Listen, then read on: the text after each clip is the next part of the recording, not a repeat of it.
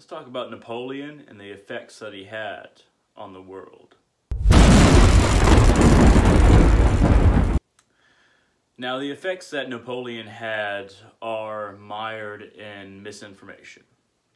A lot of what we know about Napoleon, as far as what normal people, people who don't study Napoleon know about him, is that he was a warmonger, that he tried to basically take over as much of the world as possible, and that he would not stop at France's borders. He was persistent at obtaining a larger empire, while that is actually not true. Now, look up the Napoleon Bonaparte podcast, and I'll put a little picture of what it looks like here, and you can actually go onto iTunes or wherever you get your podcasts and look up this podcast and actually learn from it, because I've been actually myself very interested in this podcast recently and been listening to it for quite a while. I've listened to it probably 60 hours worth of its episodes, maybe 40. It's kind of hard to tell because I've been listening to it for so long, but there's a lot about Napoleon that I didn't really understand. Now, I'm going to go into a few of the points that I wanted to make, but also a book that I recently bought, and it's The Diary of a Napoleonic Soldier, and it has some implications that I think that we can discuss. So, some points that I would like to make personally is that on the effects of Napoleon. It was in response to Napoleon's empire that countries like Austria, Prussia, England, and Russia began to develop their ideas of nationhood instead of just identifying with the monarchs who ruled them. Now, for a lot of European history, it wasn't about the country that monarchs ruled. It wasn't about the nations that they ruled. Nationhood was a different further progression of ideas later on. It was all about who ruled them. It was all about monarchy. It was about what the king or queen wanted. It was all about what those at the top wanted. It wasn't about the nation itself having an individual identity. So I'll continue. The Napoleonic Wars caused entire nations to come together and define their individual concerns, as one coalition after another was formed to combat the idea of progressive governmental changes Napoleon had instituted in France and everywhere his empire expanded into. Now, when it comes to coalitions that were put together against Napoleon, it shows that he was a very good military commander, that there was five coalitions, that's the combination of many different nations, that fought him to try to basically defeat him, that failed. 5. So we have 5 different alliances of different nations that aren't France, against France, that failed. And then the 6th coalition was the one that was able to defeat Napoleon, mainly because he lost so much cavalry in so many horses, basically, in Russia, that he just couldn't replace them. And after he defeated an enemy, he couldn't pursue them because he didn't have enough cavalry. At any rate, let's continue.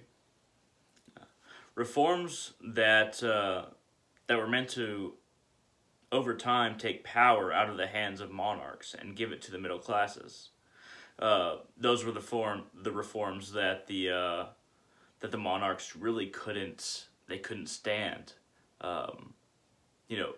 Beforehand, it was the monarchs that were in charge. It was the nobility.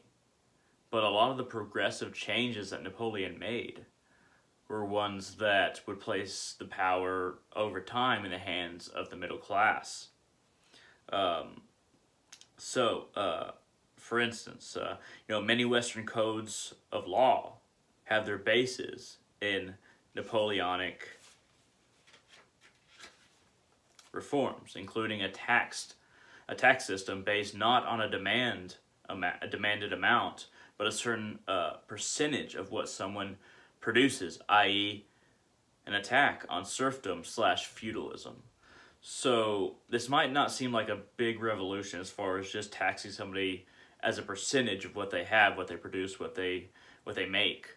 But this was actually a really big reform, because before that, serfdom and feudalism. Well, even during that and after that, in countries after Napoleon was defeated, feudalism, serfdom, it was all about you have to produce this, even if you starve to death, even if you can't survive on what's left for you.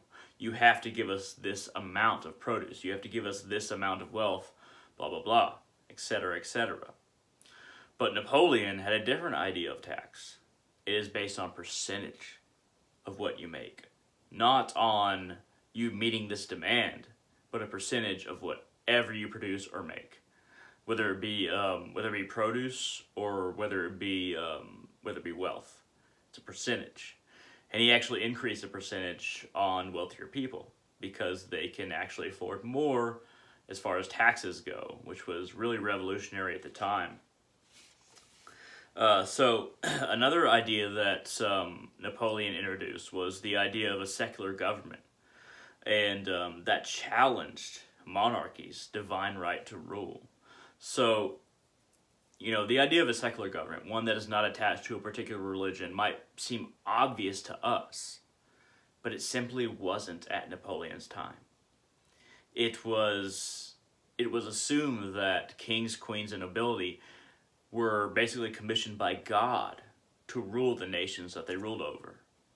But the idea of a secular nation, one that wasn't tied to any one particular religion, and thus any one particular nobility, their right to rule, was revolutionary, obviously, but also it really got under the skin of those who basically ruled by that assumption that they had the right to rule by God.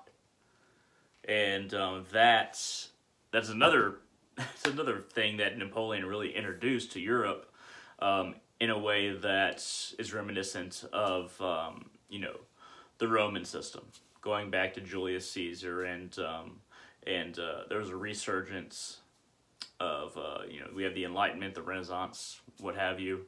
And Napoleon was definitely a Renaissance man. Now, a lot of the time, people accuse Napoleon of warmongering, like I said earlier. But in truth, Napoleon just wanted peace. He just wanted to basically rule his empire and just allow the citizens under him to live by the progressive government reforms that he was instituting. But nations all around him just did not want to accept that. He ended the Spanish Inquisition, and that really angered the church. And he later had to basically concede to the church, so okay, you can do what you want, because the peasantry in Spain and the Peninsula Wars actually sided with the church. They were like, okay, what our priests tell us is right. What Napoleon Bonaparte does in his new revolution is not right, because that's not on the side of God. So the Spanish people sided with the priesthood, sided ultimately with the Pope, and eventually the Pope excommunicated Napoleon, all that. But it feels like the world, a lot of the empire that Napoleon controlled, wasn't ready for the reforms. England most certainly was not ready for the reforms. Napoleon tried again and again just to make peace with England, but they were having none of it. England kept on providing money to Prussia, Austria, and Russia to fight Napoleon. England didn't actually commit a lot of troops. They had a great navy, and they defeated Napoleon's navy very easily because he never really had a good navy. Namely the Battle of Trafalgar. Also, I'd like to say that Napoleon wasn't good in all aspects. He should not have gone into Egypt. There was no reason to do that. There was no reason to fight the Turks. And a lot of people are angry at the fact that he actually executed a lot of Turkish prisoners of war.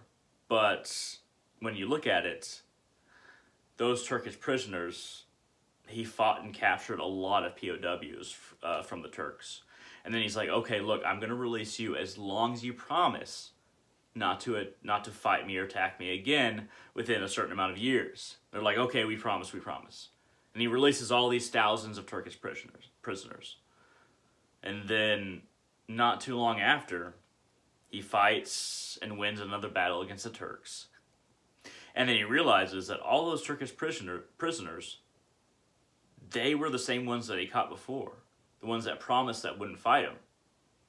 And so he's like, okay, well, either I try to feed you with the rations that I have, with the resources that I have, and keep you indefinitely, or I send you out and you attack me again because you just did that, or I kill you. So he killed prisoners of war. He did. He killed those thousands of Turkish prisoners because they had just promised not to attack him, but they did anyway. As far as him conquering Egypt, he should not have done that. That was stupid. His justification for it was that England had a trade route through Egypt to India, and that he needed to conquer Egypt in order to cut that trade route, to cut resources to England from India, and to actually make trade alliances with India, or perhaps even invade India. Take your pick. So Napoleon was not this great guy, but he was much better than any other ruler at the time, in my opinion. Now, let's get down to when he invaded Russia. When Napoleon invaded Russia, him and Tsar Alexander, they had met before. They had become friends, and he was really confused as to why Tsar Alexander would not make peace and just kept attacking him. Because, they made peace for a while, and he was technically an ally with Austria, but they didn't really commit a lot of troops to his cause, at certain points in the coalitions. But when Tsar Alexander finally declared war, in a sense, because he kept on attacking Napoleon, he was desperate for a way to make peace, but since Tsar Alexander didn't, he invaded Russia, which was a stupid move. Because he invaded Russia with 1 million men. And he thought it was going to be over in a certain amount of months. It wasn't over in a certain amount of months. So it went into winter. His troops did not have warm clothes. The horses, he didn't have enough horses to really form a cavalry, because these horses kept on dying either from the cold or the soldiers eating them, because he didn't have a good supply line that could feed as many soldiers as he had, so it was inevitable that the horses were going to be eaten. And you can't replace cavalry horses very easily. It's far easier to replace men than cavalry horses. And once again, the Napoleon Bonaparte podcast goes into a lot of these details. I'm just giving you a brief skim to get to my point. So he lost a lot of horses. His soldiers didn't have thick enough clothing. He was fighting in guerrilla war eventually, because the Russians, the Cossacks were fighting that war against him, because they're like, okay, we're not going to put all our forces into a battle and then get defeated. We're going to separate our forces, and then we're also going to fight skirmishes, hit and run kind of things. So also the Russian forces around 1812, this is when Napoleon was in Russia, invaded Russia, they burned all crops and all resources that Napoleon could have used to feed his troops. Everything. This basically made hundreds of thousands of Russian peasants homeless, and thousands and thousands and thousands of them starved. I don't have the number in front of me, but many thousands of them starved because of Tsar Alexander taking this position that, okay, we're going to burn everything in Napoleon's path, and eventually his troops will starve, which they did. And when Napoleon came into Moscow, the Russians decided to, he expected to take Moscow and then come to the peace table and say, okay, look, I have Moscow, why don't we just work out a deal, and then I'll leave Russia, and then you can have Russia, and then we'll just, we'll have an armistice in a sense. That's what Napoleon wanted. He just wanted peace terms. But instead, Tsar Alexander burned Russia to the ground. Now, it might not have been Tsar Alexander's idea, but the general under him. But that is what happened. And Napoleon was flabbergasted by the idea that they would burn Moscow, which was like the spiritual center of Russia. You could say St. Petersburg is where the politics were, but Moscow was the heart and soul of Russia, and they'd rather burn it to the ground than allow Napoleon to take it. So that's what they kind of did. They released prisoners from the prisons and gave them ways to burn down the city, and then the army left. At any rate, Napoleon, he lost about 500,000 troops. He brought in, he probably left with about 60 to 80,000 troops, but he lost 500,000 troops, mostly French, but also Polish and some other troops. But Napoleon didn't want to be there, and he wanted peace, but he didn't get it. And this is actually a lesson to all of us, that sometimes when you're trying to make peace, when you're trying to get somebody to accept your position, sometimes it's best to just not engage with them at all. If they will not accept you, if they will not accept your peace, just wait. Wait until they attack you. Play the defense instead of the offense, because sometimes the offense doesn't work. They say the best defense is a good offense, but it's not always true. So what I wanted to get down to is that the idea of nations, like I said earlier, was a response to Napoleonic Wars. We call it Napoleonic, but really it's with the coalitions that wouldn't accept revolutionary France, with the progressive reforms and with the idea that a monarch or a noble didn't have to rule France, because Napoleon was neither. Technically, he was later on with the Habsburgs and all that, but they still didn't consider him a noble or a monarch. So they just couldn't accept him as the ruler of France, and that's what it came down to. But he brought in a stage of renaissance towards the idea of a new republican system. Even though he proclaimed himself emperor, it was because the government was just so bad at their job. But everywhere he went, he produced these progressive reforms, trying to bring more money to the middle class, not allowing it all go to the nobles, trying to destroy feudalism, trying to give more rights to even women, freed all slaves in France. He made a lot of progressive reforms that were atrocious to the nobility in every country around him. So that was his difficulty. Now, a lot of the time, this story of Napoleon, and rulers in general, monarchs in general, kings, queens, we forget the soldiers. We forget the ones that fought for them, the ones who were doing all of the dying. Because Napoleon wasn't even executed. He was exiled twice. After the first exile, you figured they'd shoot him the next time, but they didn't. They exiled him twice and then poisoned him over time. I think they poisoned him over time. Arsenic, I think. But I just want to read a quick excerpt. Not really sure how you say that word, but let's just go with a piece of this book. And it's this book is, I just bought this today, by the way, The Diary of a Napoleonic Foot Soldier. Jacob Walter, I think, is a foot soldier. And it is edited and with an introduction by Mark Rayoff. I bought a couple of other Napoleon books because I've been interested in him recently today, but I wanted to read just a piece from this to give you a general idea of something that would be going through a soldier's mind. Okay, so he's sick. His friends are sick. This is a Napoleonic soldier, and he's in an inn, and he's sick in that inn. So the next day, a citizen of the town came to the inn, too, and asked what ailed us three Napoleonic soldiers. He could speak German. They always spoke German. We answered him that each of us had the fever. The fever, he said, I can help you get rid of that. This he really did. Sitting down, writing 3 notes, and saying that each of us should now eat one of them. I, at least, had little faith that such a thing could help. Nevertheless, I ate mine, too. And when the time came for me to be shaken frightfully again, I waited longer and longer. And actually, the fever left. Not only me, but also my other 2 comrades at the time.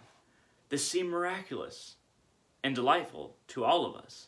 And we thanked this good man, without whom certainly none of us would have escaped death.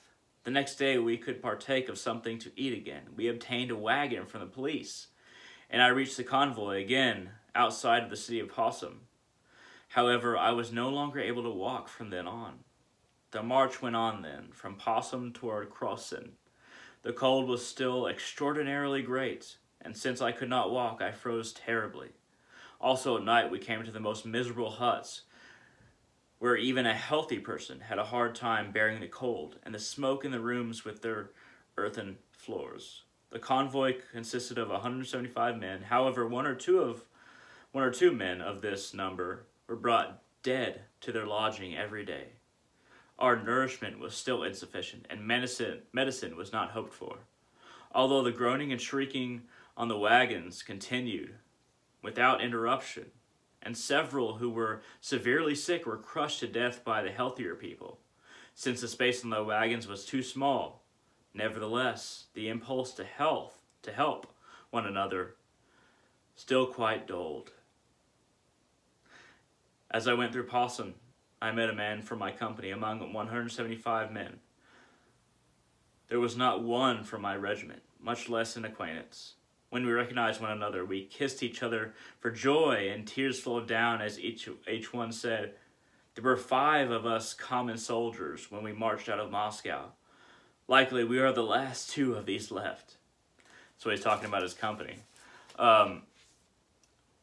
But Napoleonic soldiers throughout history, are the ones who bear the brunt of the actions of so-called great men, of the ones who we read and hear about the most. The soldiers are the ones who bear all the brunt of the pain of the action of these men we consider greater than them. A lot of Napoleonic soldiers had to eat their horses, so they spiced it with gunpowder, spiced the meat with gunpowder after they cooked it, I assume.